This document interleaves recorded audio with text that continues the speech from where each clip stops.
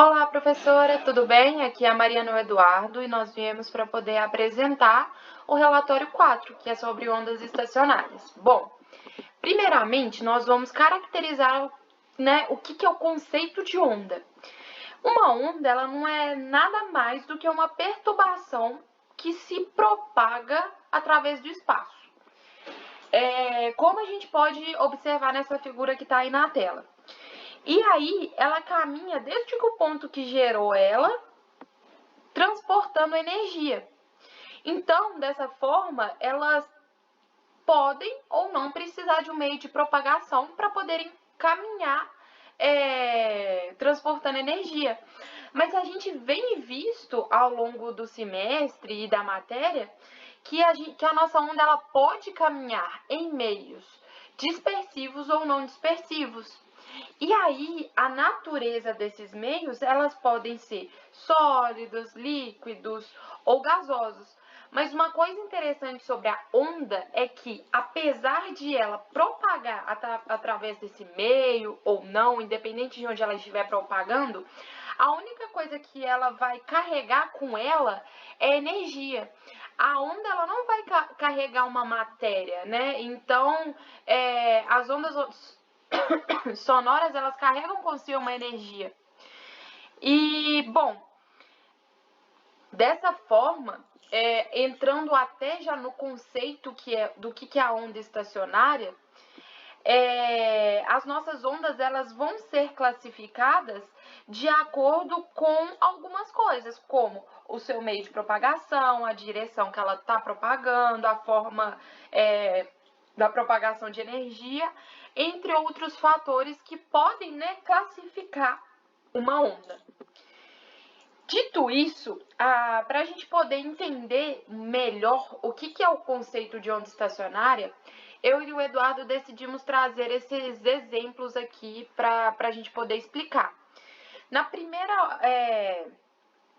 para a gente poder entender o que é, a gente pode imaginar o cenário que uma corda está fixada num ponto como uma parede.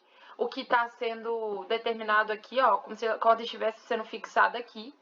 E aí, no ponto onde a gente vai chamar que é da geração da onda, a gente vai aplicar, um estímulo nela vertical de forma a movimentar essa corda de forma vertical. Com isso, a gente vai ter a formação de uma onda com esse formato aqui que a gente está observando nessa primeira imagem. E a gente está, no final das contas, produzindo, uma onda que vai se propagar verticalmente. E aí, o que acontece? Quando essa onda chega e bate aqui nesse ponto fixo, a gente vem para essa segunda imagem. O que acontece? A onda ela é refletida. E ela é refletida com a mesma amplitude, a mesma frequência, Por exemplo, no caso que a gente está mostrando aí, só que ela vem com uma fase oposta. E aí, a gente pode até observar isso nessa figura 2. E conforme essa onda vai sendo gerada, refletida, então ela vai de um ponto para outro, sendo refletido, a gente, no final das contas, chega num padrão, que é o padrão da onda estacionária, que é o que a gente está vendo aí na terceira imagem. Então, a gente vai passar por tantas vezes por esse processo da onda sendo refletida e indo, que vai chegar uma hora que vai parecer que a onda está parada, que é até um efeito que a gente pode observar, visualmente. E aí, a frequência que parece que a onda está parada é o que a gente chama que é a frequência de ressonância. E bom, observando essa terceira imagem aí, a gente tem até aí umas setinhas apontando os nodes. O que são esses nós? Os nós são os pontos em que a onda gerada e a onda refletida, elas se encontram. E esses nós, eles são os zeros. E já esses antinodes que estão sendo apontados na figura aí, eles são os nossos ventres, que são os pontos onde a nossa intensidade, né, os pontos máximos da nossa intensidade da nossa onda. E bom, o que a gente pode observar é que sempre vai ter então um nó nas extremidades da corda e no ponto de encontro delas, igual a gente está mostrando aí na imagem. E conforme eu disse, a amplitude nesses pontos ela vai ser zero, por ser o encontro das duas ondas. E aí, como os nós e os ventres, que são os pontos máximos, eles não estão se movimentando ao longo do tempo, porque eles têm um comportamento físico, a gente gera o conceito do que é a onda estacionária. E porque ele está parado. Então é por isso que a gente chama de onda estacionária. Dito isso, a gente pode equacionar essa forma de onda. E essa forma, né, como essa onda se propaga. E aí, como a onda está se propagando no meio x, a gente tem aqui o x em referência do t, né? Onde nessa equação aqui o nosso A é a amplitude da nossa onda, e o K vai ser o número de onda e o WT é a nossa frequência angular. Só que a gente acabou de falar que a nossa onda, ela está parada. Com isso, a gente tem que a frequência angular, ela vai ser zero. Vai ser zero não, ela vai ser fixa, né? E aí a gente pode simplificar a nossa equação conforme essa segunda equação que eu coloquei aqui, onde não estamos dependendo, né, da nossa frequência angular. Essa parcela aqui vai ser 1, e aí a gente tem isso. Bom, dito o que eu já disse, a onda estacionária, ela vai poder ser classificada pela sua energia.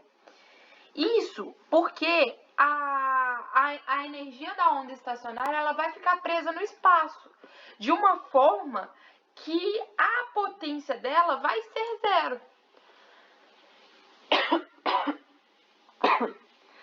Bom, e aí, ainda falando um pouco sobre as equações desse sistema, caso a gente queira determinar a posição dos nós e dos ventres e das amplitudes da nossa onda estacionária, a gente consegue fazer isso quando a gente observa essas equações que estão descritas aqui, onde o nosso K, né, que é o número de onda, e o X, que é a posição onde a onda está, são iguais a Nπ. Então, como que a gente consegue determinar, por exemplo, a posição em que a onda está? A gente sabe que nos nós a gente tem uma amplitude igual a zero. Com isso, a gente sabe então que nos nós a gente tem uma amplitude igual a zero. Então, o seno de Nπ, para esse caso, vai ser igual a zero. E aí, jogando essas posições na equação, a gente vai descobrindo onde eles estão localizados. E para poder determinar o valor da amplitude, a gente também utiliza essa, onde a gente só rearranja o que está entre parênteses. E aí, substituindo, a gente sabe sempre que nesse caso o seno vai ter que ser 1 para a gente conseguir determinar. Aí a gente consegue encontrar qual é a amplitude. E agora o Eduardo vai falar um pouco mais para a gente sobre a simulação utilizando o software Ondas. Então, professora, eu vou falar um pouco aqui da parte das ondas no meio dispersivo e não dispersivo, através aqui do software Ondas que a gente tem. Esse software que a gente possui aqui, a gente vai estar utilizando dele para poder gerar os parâmetros da onda, né? E aí, quando a gente dá o play aqui, o que a gente vê? que a gente tem uma onda viajando no tempo, e aqui eu consigo alterar o comprimento de onda dessa onda e a frequência dessa onda, a velocidade com que ela está viajando no tempo aqui neste caso, né? Como deu para ver aqui. Aí, qual que é a ideia desse software agora para o que a gente está estudando de meios dispersivos e meios não dispersivos? A gente vai ter aqui dois meios, que quando a gente começar a mexer aqui no coeficiente de reflexão, a gente vai ver aqui o que está sendo transmitido, e mexendo aqui na constante de atenuação do nosso sistema, a gente vai ver se o nosso meio é dispersivo ou não dispersivo. Como a gente não tem atenuação no momento, a gente pode dizer que o nosso meio é não dispersivo. E aí a gente consegue avaliar aqui, na região de fronteira, o que está acontecendo com a nossa onda, né? Como o nosso coeficiente de reflexão está em zero, a gente pode ver que tudo que chega na região de fronteira passa. Só que conforme a gente vai diminuindo o nosso coeficiente de reflexão, diminuir um pouquinho aqui a frequência para ficar mais visível, né? Conforme a gente diminui o nosso coeficiente de reflexão, a gente vê aí que a amplitude do nosso sinal no meio 2 é menor. E aí para onde está indo, né, essa amplitude?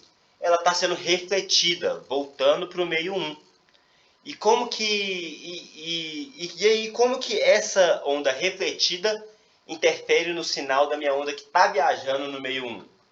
A gente olha aqui na onda resultante.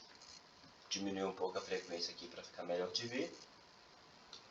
Mas olha aí, como a gente tem que a onda que volta no meio 1, ela está defasada de 180 graus da onda que viaja no meio 1, a gente vai ter uma interação construtiva, né? As duas ondas estão se somando e aí a gente consegue ver que a amplitude delas está aumentando. E aí, se a gente for analisar agora para o meio dispersivo, ou seja, a gente vai vir aqui e alterar a nossa constante de atenuação do sistema, a gente vê que a nossa amplitude em ambos os meios diminuem conforme a gente aumenta a constante de atenuação. E aí, o que a gente consegue ver aí?